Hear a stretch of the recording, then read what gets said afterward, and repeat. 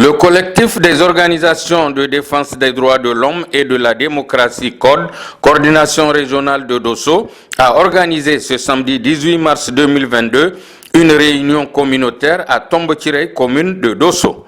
Cette activité à laquelle ont pris part plusieurs représentants des structures de la société civile membres du Code rentre dans le cadre de la mise en œuvre des recommandations formulées à l'endroit de notre pays lors de la 48e session de l'examen périodique universel EPU relative aux jeunes et aux femmes.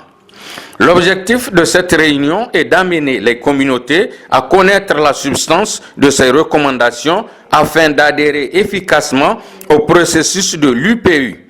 Après la présentation de cet instrument au grand public, les interventions ont porté sur le respect des droits des enfants et celui des femmes. À la fin de cette cérémonie, M. Zada Hassan Baye, coordinateur régional Code Dosso, s'est confié à notre micro. Oui, merci de nous avoir donné cette opportunité pour parler de cette activité. Rappelons déjà que notre pays a participé à la 48e session de l'examen périodique universel qu'on appelle EPU 2021, où un certain nombre de recommandations avaient été formulées à son endroit.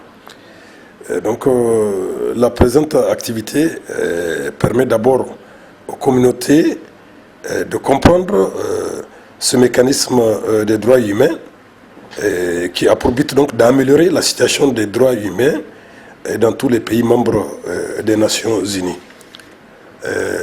Cette journée permettra également donc, de les sensibiliser sur certaines recommandations issues donc, de cet examen périodique, notamment le respect donc, du droit des enfants et celui des femmes. Et comme vous pouvez le constater, tout s'est bien déroulé. Et c'est le lieu pour nous de remercier très sincèrement les acteurs de la société civile, membres du Code, qui se sont fortement mobilisés pour sa réussite.